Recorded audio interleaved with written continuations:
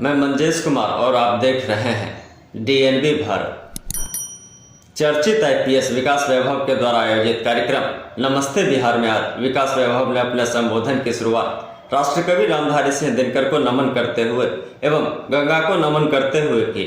साथ ही उन्होंने कहा कि आज हजारों की तादाद में पूरे बिहार से लोग यहाँ जमा हुए हैं और अपने आप में यह कार्यक्रम एक अलग महत्व रखता है, क्योंकि ना तो यह राजनीतिक कार्यक्रम है और ना ही कोई धार्मिक मंच।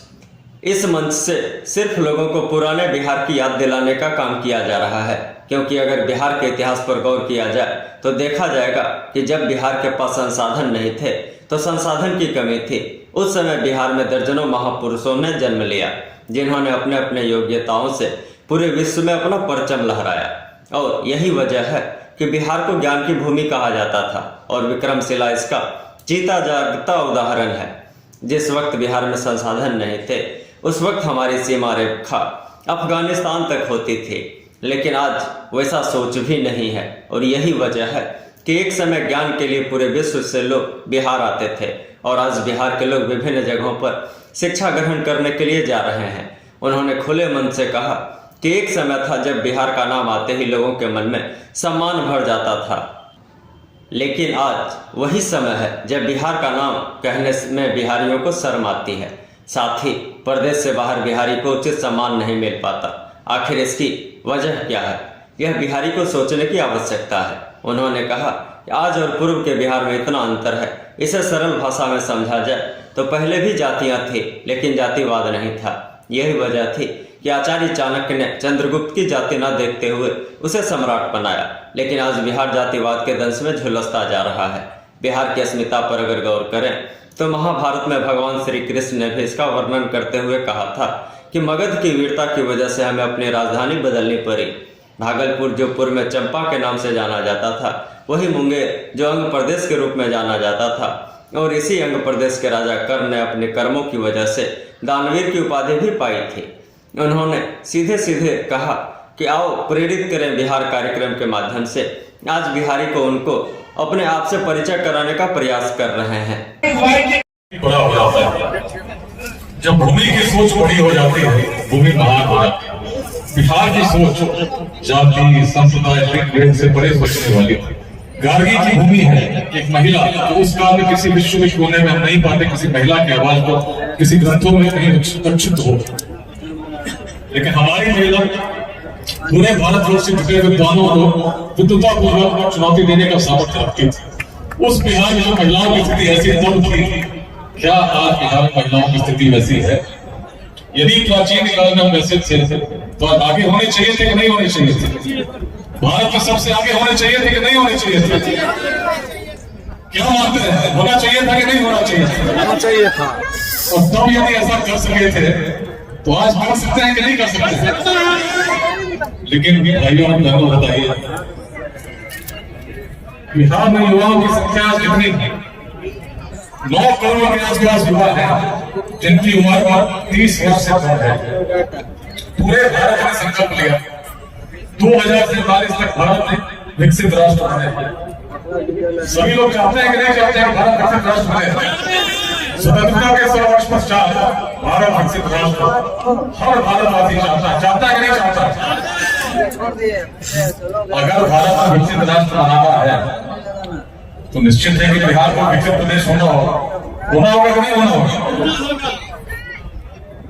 लेकिन यदि बिहार का विकसित प्रदेश होना होगा इसका मतलब क्या हुआ कि जो 9 करोड़ युवा है इनको अगले 2 दशकों में आवश्यकता होगी शिक्षा की, उत्कृष्ट शिक्षा की, उत्कृष्ट शिक्षा की, उचित रोजगार की।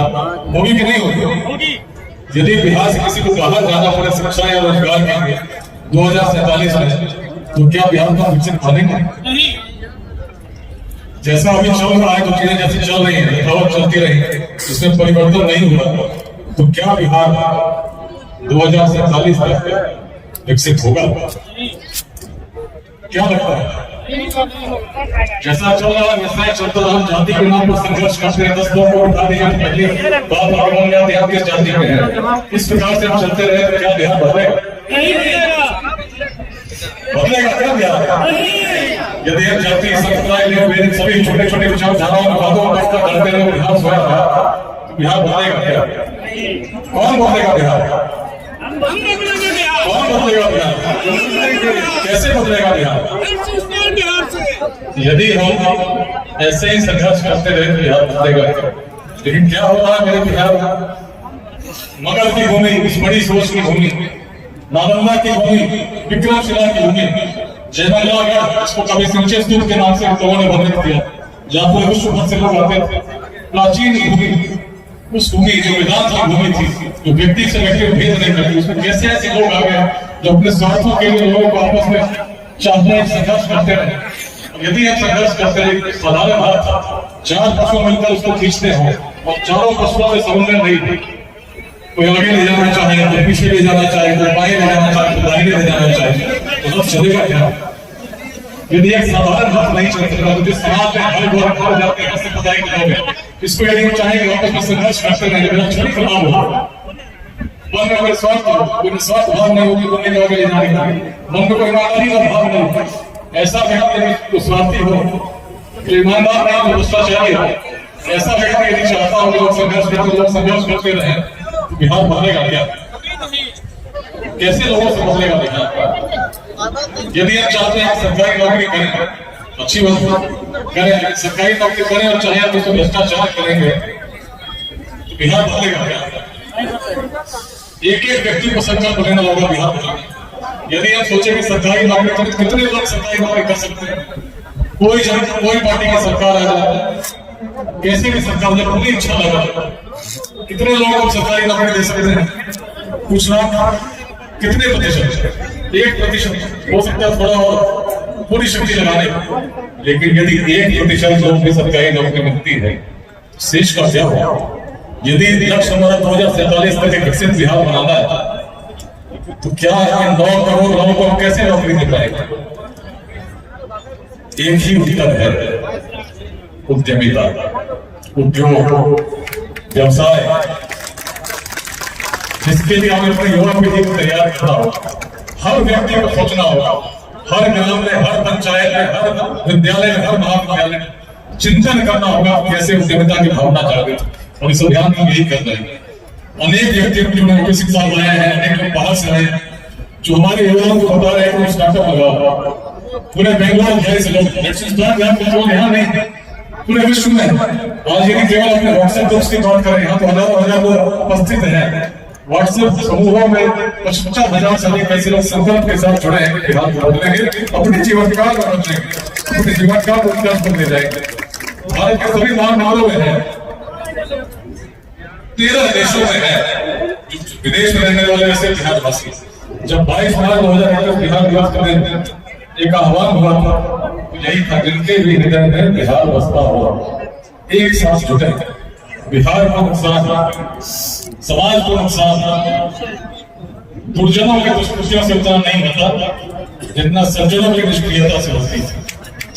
यदि अच्छे लोग जुट गए, एक साथ मिलकर योगदान करने लगे, तो देखिए पूरे जिले से, अपने जिले से लोग आए, मंच देखिए, हर जाति हर समुदाय से लोग आए, सबके मन में विचार एक अपना बिहार उत्कृष्ट। लेकिन यदि हम पहली बार, और आखिरी बात तो यही है कि हम संघर्ष करते रहेंगे जाति संप्रदाय के, निश्चित है बिहार नहीं बदलेगा मेरे भाइयों और बहनों। बिहार बदलना है तो ऐसा ही सोचना होगा जैसे हमारे पूर्वज सोचते थे। इस अभियान के 3 मंत्र हैं: शिक्षा, समता, उद्यमिता। शिक्षा केवल डिग्री प्राप्त करने के लिए नहीं, बहुत छोटे अस्मिता की कोई कमी नहीं। आज खेतिहर मजदूर से लेकर छात्रों एवं ओहदे पर बैठे लोग जो बिहार के हैं, वह काफ़ी ऊर्जावान हैं और अपने अपने क्षेत्र में नाम रोशन कर रहे हैं। जब व्यक्ति का सोच और व्यक्ति का विचार महानता को प्राप्त करता है तो व्यक्ति बड़ा हो जाता है। बिहार की सोच जाति, संप्रदाय, गरीब अमीर से परे सोचने की रही है और यही इसकी पहचान है। प्राचीन बिहार में महिलाओं की अगर हम बात करें तो उनमें सिद्ध पुरुषों को भी शिक्षा देने की योग्यता थी, लेकिन आज महिलाएं क्यों पीछे रह गई, यह सोचने की बात है। बिहार में युवाओं की कुल संख्या अभी लगभग 9 करोड़ के आसपास है और 2047 तक भारत को विकसित राष्ट्र बनाने का संकल्प लिया गया है, जिसमें बिहार के युवाओं की अहम भूमिका रहेगी और इसके लिए युवाओं को सिर्फ संकल्प लेने की जरूरत है। लेकिन इसके लिए अगले 2 दशकों में जितने युवा हैं उन्हें उत्कृष्ट शिक्षा एवं अपने बिहार में रोजगार की आवश्यकता होगी और इसके लिए हमें दृढ़ संकल्प लेकर काम करना होगा। आज की स्थिति यह है कि हम जाति, लिंग, भेद, समुदाय में बंटकर रह गए हैं और यही वजह है कि हम पीछे जा रहे हैं। लेकिन बिहार को बदलने की आवश्यकता है और इसके लिए हमें बड़ी सोच की आवश्यकता है। अब सवाल यह है कि हमें इसके हल को भी ढूंढना पड़ेगा और इसके लिए 9 करोड़ युवाओं को नौकरी देने के लिए उद्यमिता, उद्योग का विकास करना होगा, जिससे कि आने वाले समय में हमें बेरोजगारी को दूर कर सकें। किसी भी स्थल का विनाश तभी होता है जब सज्जन और योग्य लोग निष्क्रिय हो जाएं। दुर्जनों के प्रयास करने से किसी भी स्थल का विनाश संभव नहीं है और आज हमें इसी बात को आगे करके चलना है और हमें अपने आप को समझने की आवश्यकता है।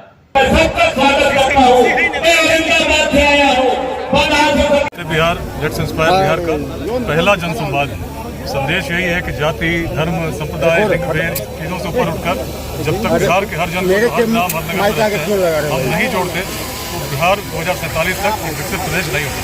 और बिहार को हम सभी चाहते हैं विकसित प्रदेश होने, इसलिए सभी को इन सभी छोटे छोटे वादों से जो व्यक्ति को व्यक्ति से तोड़ते हैं उससे हटकर सहयोग करना होगा। बिहार के लिए शिक्षा, समता, उद्यमिता मंत्र है, पूर्वजों की दृष्टि आधार है। आज मन बहुत प्रसन्न है, बिहार के 38 जिले से हजारों की संख्या में लोग आए इस गणेश दत्त महाविद्यालय में और सबने एक संकल्प लिया है कि बिहार में जाति, सांप्रदायिक बंधनों से मुक्त होकर नया बिहार को पुनर्स्थापित करेंगे, जो अपने पूर्वजों की दृष्टि के अनुसार होगी, जो बड़ी होगी। क्योंकि बिहार में उस काल में जब रोड नहीं थे, टेक्नोलॉजी नहीं थी, सूचना के तंत्र नहीं थे, तब यदि हम अखंड भारत के साम्राज्य का निर्माण कर सके, तब यदि ऐसे विश्वविद्यालय बना सके, तब यदि ऐसी उद्यमिता को स्थापित कर सके, तो उसका कारण हमारे वेदांत की दृष्टि थी जो भेदभाव नहीं करती थी, हर व्यक्ति में ईश्वर का रूप देखती थी। और ऐसी भूमि जिसमें इस प्रकार का चिंतन हो, निश्चित वहाँ जातियाँ बिहार में तब भी थीं, लेकिन यदि इस प्रकार का जातिवाद, इस संघर्ष को आज हम देखते रहा होता तो मगध में किसी नंदवंश जो सबसे निम्न वर्ग से आता था उसका उदय नहीं होता। अगर ऐसा रहा होता तो आचार्य चाणक्य, चंद्रगुप्त की जाति खोजते। इस छोटे छोटे सोच से हम आगे सोचते थे, उन्होंने वैशाली स्थापित की, शून्य को देखा, अनेक परिवर्तन किए, बिहार अग्रणी था। इसी संकल्प के अपने जीवन काल में बिहार को पुनः अग्रणी हम बनाएंगे, जिसमें शिक्षा के लिए, रोजगार के लिए किसी को बाहर जाने की आवश्यकता नहीं हो। उसका प्रमुख मंत्र है उद्यमिता का विकास। आज 30 वर्ष से कम लगभग 9 करोड़ की संख्या में युवा हैं जिनको अगले 2 दशकों में शिक्षा और रोजगार की बिहार में ही आवश्यकता है। तो इसके लिए हर बिहारवासी को संकल्प लेना हो, चाहे किसी वर्ग से हो, किसी जाति से हो, तो मिलकर बिहार को बदलेंगे। हमारी राष्ट्रकवि दिनकर की भूमि से एक परिवर्तन का संकल्प लिया है। बृहद जनसंवाद के माध्यम से संदेश है नमस्ते बिहार, पूरा भारत करे नमस्ते बिहार, उसकी क्षमता को देखे आगे वाले समय में, और इसको हर जिले में बिहार के हम लोग यहाँ से करेंगे।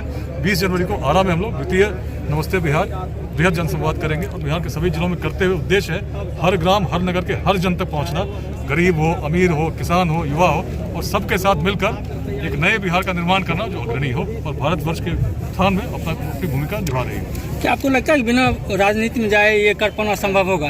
देखिए, राजनीति एक माध्यम है, निश्चित मैं मानता हूँ, हमेशा कहता हूँ, अच्छे लोगों को, निस्वार्थ लोगों को, ईमानदार लोगों को राजनीति में आना चाहिए, इससे बड़ा परिवर्तन होगा। लेकिन उससे भी बड़े परिवर्तन की बात इसलिए कर रहा हूँ कि बिहार को बदलना है और बिहार को बदलने के लिए केवल राजनीति से नहीं बदलेगा, सामाजिक परिवर्तन चाहिए। उसी प्रयास में मैं लगाऊं कि समाज के हर वर्ग को जागृत करूं और जगाऊं और बताऊं कि बिहार तब क्या था, अब क्या है, और तब कारण क्या थे, अब कारण क्या है। केवल राजनीतिक परिवर्तन से यह संभव नहीं है, इसके लिए सामाजिक परिवर्तन बृहद स्तर पर करना होगा। उसी की श्रृंखला का प्रारंभ आज हम लोगों ने बेगूसराय से किया। सर, क्या ऐसा देखा जाए कि निकट भविष्य में विकास में राजनीति में आएंगे? जो है वो जाति के ध्रुव पर ही घूम रही है, तो क्या कठिनाई यहाँ से? देखिए, मैं तो बिहार को जानता हूँ और जानता हूँ बिहार के उत्थान का कारण यही था कि बिहार जाति से परे सोचती है। आज भी इसी संदेश को हर युवा, हर व्यक्ति तक पहुंचाने का प्रयास कर रहा हूं, क्योंकि आने वाला समय हमारा है और यदि हम चाहते हैं बिहार उज्जवल हो, इससे ऊपर उठना होगा। जब संघर्ष करते रहेंगे आगे नहीं बढ़ सकते। सर, निकट भविष्य में विकास में और राजनीति में आएंगे? मैं तो तन समर्पित, मन समर्पित और ये जीवन समर्पित चाहता हूँ। देश की भूमि तुझे कुछ और भी दूँ। पूरे समय जो मेरे पास जीवन में शेष है, समाज को देना चाहता हूँ, दे रहा हूँ। हर शनिवार, रविवार जो परिवार को दे सकता हूँ, बिहार को इसलिए देता हूँ, बिहार नहीं बदला तो मेरा परिवार कैसे बदलेगा। मेरे मन में संकल्प है कि हर व्यक्ति को जोड़ूं, और जो मैंने बात कही, राजनीतिक बात नहीं की, सामाजिक परिवर्तन के लिए मैं ये कार्य करूँ। ठीक।